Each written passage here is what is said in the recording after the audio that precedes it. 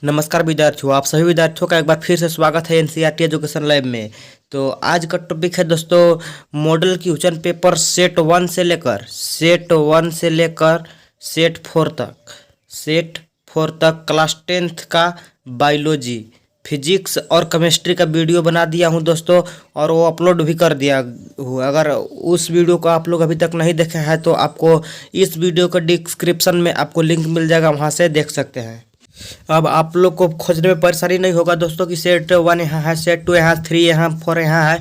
आप लोग को सभी सेट 1 से लेकर 4 तक सभी सेट एक ही वीडियो में मिलने वाला है। तो यह वीडियो बहुत ही खास होने वाला है दोस्तों। यदि आप इस चैनल पर नए हैं तो चैनल को सब्सक्राइब कर दीजिए और बेल आइकन को भी दबा दीजिए, ताकि जब भी हम वीडियो अपलोड करें तो सबसे पहले इन्फॉर्मेशन आपको मिले। तो चलिए वीडियो को स्टार्ट करते हैं। तो पहले हम लोग सेट 1 का देखते हैं। सेट 1 का पहले बायोलॉजी देखते हैं। ये सेट 1 का है। तो आपके स्क्रीन पर पहला क्वेश्चन है मनुष्य में वृक्क एक तंत्र का भाग है जो संबंधित है। तो मनुष्य में जो वृक्क है वो किस तंत्र से संबंधित है? तो ऑप्शन क है पोषण, ख है श्वसन, ग है उत्सर्जन और घ है परिवहन। तो जल्दी से आप लोग कमेंट भी कर दीजिए कि इसका कौन सा ऑप्शन सही होगा। आप लोग इसे पढ़ चुके हैं, समझ लीजिए कि एक तरह से आपका रिवीजन भी हो जा रहा है। तो इसका सही आंसर होगा ऑप्शन नंबर ग, उत्सर्जन। अब है दूसरा, स्वपोषी पोषण के लिए आवश्यक है। स्वपोषी पोषण किसे कहते हैं आप लोग जानते हैं। उसके लिए कौन सा परिस्थितियाँ आवश्यक है? क कार्बन डाइऑक्साइड तथा जल, और ख क्लोरोफिल, ग सूर्य का प्रकाश और घ उपरोक्त सभी। तो इसका सही आंसर होगा घ, उपरोक्त सभी। क्लोरोफिल भी जरूरी है, कार्बन डाइऑक्साइड तथा जल भी जरूरी है और सूर्य का प्रकाश भी जरूरी है। इस स्वपोषी पोषण पौधे में होता है, आप लोग जानते हैं। और अब है तीसरा क्वेश्चन, पादप में जाइलम उत्तरदायी है। पादप में जाइलम उत्तरदायी है किसके लिए? पादप में जाइलम का क्या कार्य है? तो क है जल का वहन, ख है भोजन का वहन, ग अमीनो अम्ल का वहन, घ है ऑक्सीजन का वहन। तो इसका सही आंसर होगा क, जल का वहन। पादप और फ्लोएम दो तरह की ऊतक होते हैं। तो पादप में जाइलम जल का वहन और फ्लोएम भोजन का वहन करता है। तो अब देखते हैं चौथा क्वेश्चन है निम्न में से कौन मादा जनन तंत्र भाग नहीं है? क अंडाशय, ख गर्भाशय, ग शुक्रवाहिका और घ डिम्ब वाहिनी। तो अंडाशय मादा जनन तंत्र का भाग नहीं है। गर्भाशय भी है, डिम्ब वाहिनी भी है और शुक्रवाहिका भी है। अब है पांचवा क्वेश्चन, उड़हुल किस प्रकार का पुष्प है? एक लिंगी, द्विलिंगी, दोनों, इनमें कोई नहीं। तो इसका सही आंसर होगा क, द्विलिंगी उड़हुल है। अब देखिए खाली स्थान में है डॉट डॉट डॉट और डॉट डॉट डॉट जीवाश्म ईंधन के उदाहरण है। यानी कि जीवाश्म ईंधन के दो उदाहरण आप लोग को देना है। तो हो जाएगा कोयला और पेट्रोलियम लिख सकते हैं। जीवाश्म ईंधन का दो उदाहरण। तो सेट 1 कंप्लीट हुआ। आप देखते हैं सेट 2। अब हम देखते हैं सेट टू बायोलॉजी 2।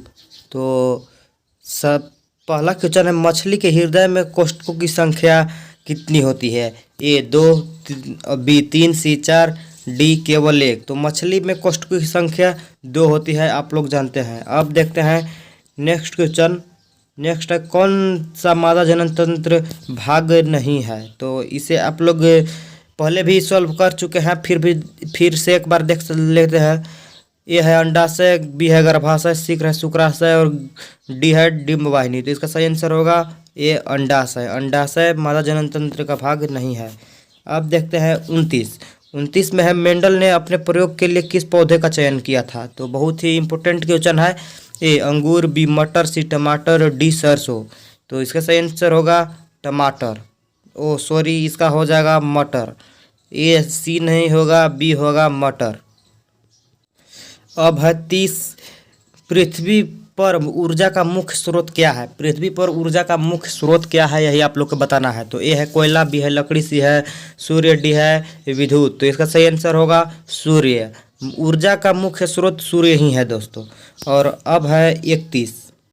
अब है 31 क्वेश्चन। वैश्विक उष्णता के लिए उत्तरदायी है ए O2 CO2 NH3 N2। तो इसका सही आंसर होगा बी CO2 कार्बन डाइऑक्साइड। उष्णता वैश्विक उष्णता के लिए यही उत्तरदायी है। अब है 32 रिक्त स्थानों को पूर्ति कर रहा है। तो है डॉट डॉट डॉट जल और कार्बन डाइऑक्साइड प्रकाश संश्लेषण के लिए आवश्यक है।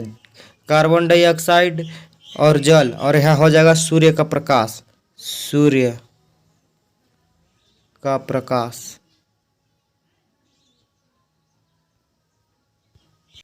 तो सेट 2 भी कंप्लीट होता है। अब देखते हैं सेट 3।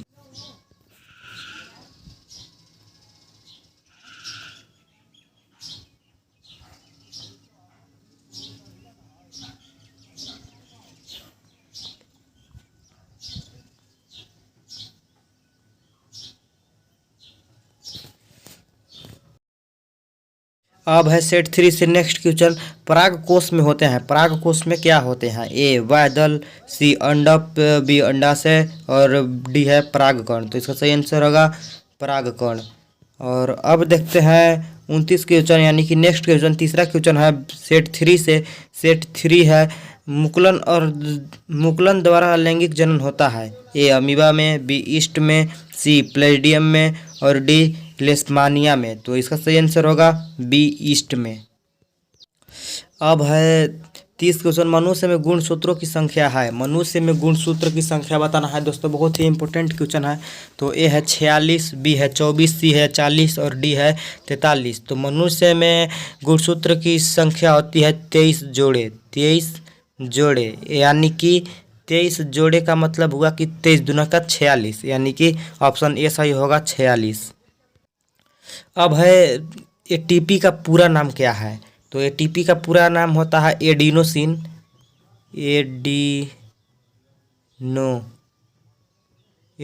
Adenosine triphosphate, triphosphate. और अब है 32 भारत में बायोगैस नाम से प्रचलित है, डॉट डॉट नाम से प्रचलित है। तो भारत में बायोगैस को गोबर गैस भी कहते हैं, आप लोग को पता है, गोबर गैस। अब सेट 1, सेट 2, सेट 3 हो गया। आप देखते हैं सेट 4। सेट 4 तो आपके स्क्रीन पर पहला क्वेश्चन है बायोलॉजी का, 27 क्वेश्चन है। मुकुलन द्वारा लैंगिक जनन होता है। तो मुकुलन किसे कहते हैं आप लोग जानते हैं। तो ए है अमीबा, बी है ईस्ट, सी है प्लेज्मोडियम और सी है लेशमानिया। तो इसका सही आंसर होगा बी ईस्ट में। ईस्ट में मुकुलन होता है। जैसे कि ये हो गया पौधा, इसमें एक मुकुल उभार उत्पन्न होता है जिसे मुकुल कहते हैं। और ये परिपक्व को जब तैयार हो जाता है तो ज़मीन पर गिर जाता है और फिर से एक नया जीव बन जाता है। और अब देखते हैं 28 में है मानव हृदय में कितने आलिंद और कितने निलय होते हैं।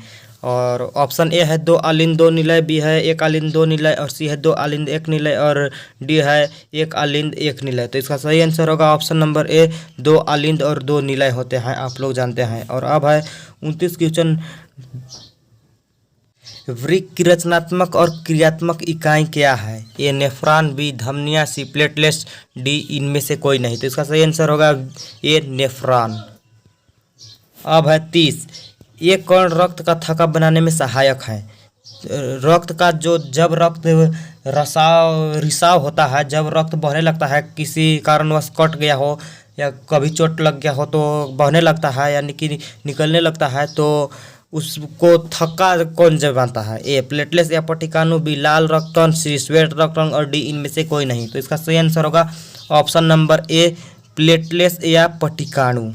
याद रखिएगा, बहुत ही इंपॉर्टेंट क्वेश्चन है। अब देखते हैं 31 में है किस वैज्ञानिक को अनुवांशिकी का पिता कहा जाता है? A Gregor John Mendel, B Hugo de Vries और सी है वान सरमार्क और डी इनमें से कोई नहीं। तो जल्दी से कमेंट कर दीजिए कि इसका कौन सा ऑप्शन सही है, आप लोग इसे जानते हैं। तो इसका सही आंसर है ग्रेगर जॉन मेंडल। अब देखते हैं 32 में है रिक्त स्थानों की पूर्ति करना है। तो जठर ग्रंथियाँ डॉट डॉट डॉट स्रावित करती है। तो आमाशय की जठर ग्रंथियाँ किसको स्रावित करती है दोस्तों? तो इसका सही आंसर हो जाएगा हाइड्रोक्लोरिक अम्ल, जिसे HCl कहते हैं, हाइड्रोक्लोरिक अम्ल। और प्रोटीन एक प्रोटीन और पेप्सिन तथा श्लेष्मा इसको जठर ग्रंथियां स्रावित करती है। अब है 33 क्वेश्चन, पादप में जाइलम। अब है नेक्स्ट क्वेश्चन, पादप में जाइलम डॉट डॉट उदरदायी है, तो इसे बहुत बार आप लोग सब कर सकते हैं। इसका सही होगा जल के वहन के लिए, जल का वहन। और अब है 34, ऐसे पदार्थ को डॉट डॉट कहते हैं जो जैविक प्रक्रम द्वारा अपघटित हो जाते हैं, तो इसका सही होगा उत्तर जैव निम्नीकरण।